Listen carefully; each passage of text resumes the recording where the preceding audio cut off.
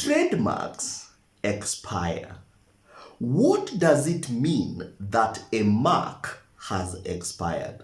Here are 5 ways that any mark can expire, and the 5th one will inform you why Kenya Revenue Authority wishes to spend a colossal sum of 2.7 billion Kenya shillings to rebrand.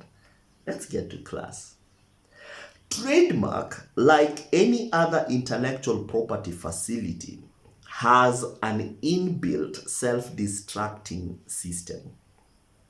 Just like in the movies, when someone is handed a piece of an electronic recording and they are given a prompt that this recording will self-destruct after such and such a time, also trademarks have that inbuilt feature. Whether you're aware of it or not, every trademark has a built-in feature that will make that trademark to self-destruct. That self-destructing is what we are calling to expire. So going back to that question, do trademarks expire? Yes, every trademark, whatever form of trademark you're relying on, whether that mark is a logo, whether that mark is a feature, a color, a texture, a sound, a tone, a taste, it really doesn't matter. Whatever mark you're relying on to distinguish you at the marketplace has a self-destructing feature. What does it mean that a mark has expired? Every mark has 2 important components. Every mark has what it's called a trademark cycle. A trademark cycle. And every trademark has something called a trademark lifespan. A trademark lifespan is the lifespan of any mark. In that mark, there are 2 important points. There is a point whereby that mark is useful, and then there is a point whereby that mark ceases from being useful. When a mark has ceased from being useful, then that mark is said to be empty. That mark is said to be vacant. That mark is said to have expired. There are books that use the words empty. There are books that use the word vacant. There are books that use the word expire. They are one and the same. So an expiry of a mark is the time in the commercial life of that mark that mark has or becomes of no commercial use. When a mark is of no commercial use, that mark has expired. So whatever mark you're relying on at the marketplace, you need to be constantly vigilant. You need to constantly audit that mark. Am I using this mark? How am I using this mark? Because the mark is only as alive as the entrepreneur is exploiting that mark. A mark is only as alive as an entrepreneur is employing that mark. The moment there is a disconnect between you and that mark and what you're providing at the marketplace, that mark becomes of no commercial usage. Here are 5 ways that any mark can have the same predicament. Any mark has the same threat. 1. When a business has stopped employing, using, or exploiting a mark, that mark becomes of no commercial use. In one of the videos that we did, we had demonstrated the reason as to why we have always connected the phrase trade and the phrase mark. So a mark, or to be a trademark, is any distinctive feature that an individual or a business or a manufacturer relies on to distinguish them from their peers, to distinguish them from their contemporaries within the same silo, within the same market. For trademarks to be trademark, they need to be within a restricted market. You cannot purport that someone who is outside of your market is infringing on your trademark. Your trademark is only infringed when it is someone within your market, someone within your product and within your service portfolio. The moment an individual stops employing their trademark, that trademark at that very moment becomes vacant. There are two words that we need to actually introduce into this conversation. The moment a mark is relied on, there are two qualifying words. Is that mark pronounced? Is that mark conspicuous? A pronounced mark is a mark that an individual has put legibly for people to see. There is a requirement both at law and in business that you need to pronounce the mark you're relying on. That is very important. So a mark ceases from being a mark the moment an entrepreneur stops relying on that mark. The second way marks cease is the moment an individual stops policing that mark.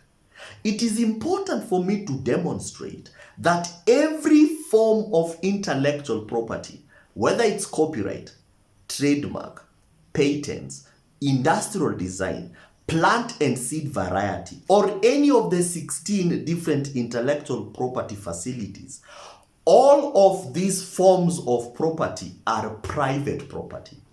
Intellectual property is not a public resource. Intellectual property is a private property. It's important for us to understand that your mark is only as secure as your vigilance.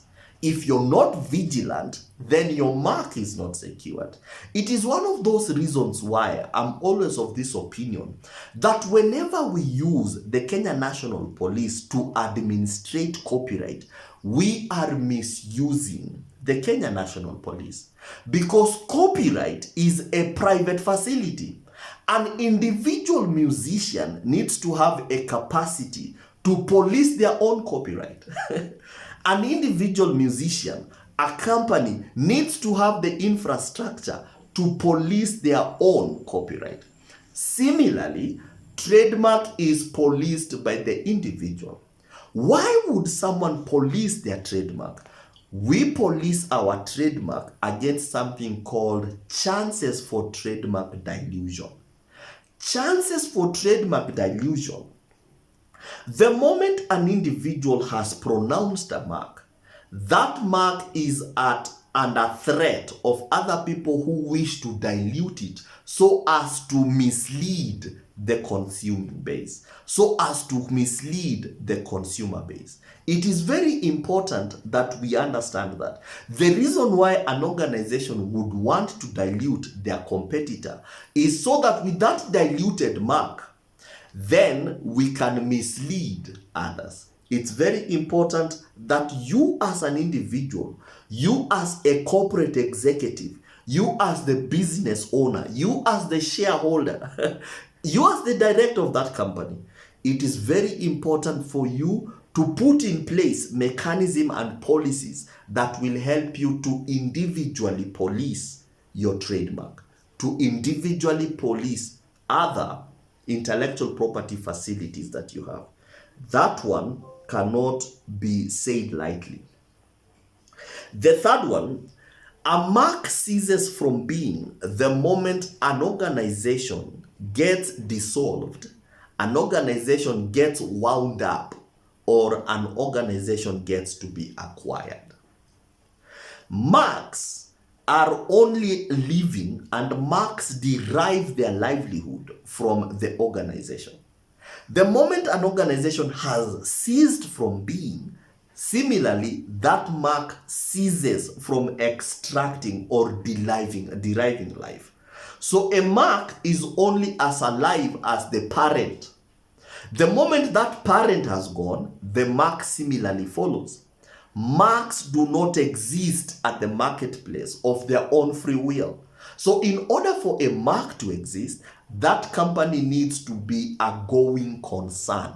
that company needs to be in continuity of transaction. The moment a company is dissolved, the moment a company is wound up, the moment a company is acquired, that initial mark is also overtaken. It's very important. The fourth way marks cease from being is in instances of bankruptcy. When one is bankrupt, one has no legal capacity to do anything. When an individual is bankrupt, that individual is put under administrators. You could be 50, you could be educated, you could be sophisticated, but the moment you're declared bankrupt, you lose all your capacity to own anything. So an organization ceases from owning its mark the moment that organization is declared bankrupt. And at that point, every other thing that that organization owns is separated from the ownership of that organization and it's placed under administrators. It is very important for us to know that. You know, most of us during conversations, you ask someone, hey, would you mind helping me with the X amount? And someone, no, man, I'm bankrupt, bro, I'm bankrupt. If you guys knew what bankruptcy means, it's one of those phrases you will always shy away from using. So when an organization is bankrupt, that organization ceases, forfeits any legitimate ownership, any legitimate claim to any mark. So an organization and marks become separated. The third one, and this is something quite interesting. Did you know that with every subsequent rebranding, every initial brand becomes overtaken, and to that extent, they become vacant? It is one of the reasons why most organizations always shy away from rebranding. Because the moment an individual rebrands, either you're rebranding the brand or you're rebranding a product, the moment that rebrand touches or affects the mark, at that very point, that mark ceases from being attached or being associated with that brand.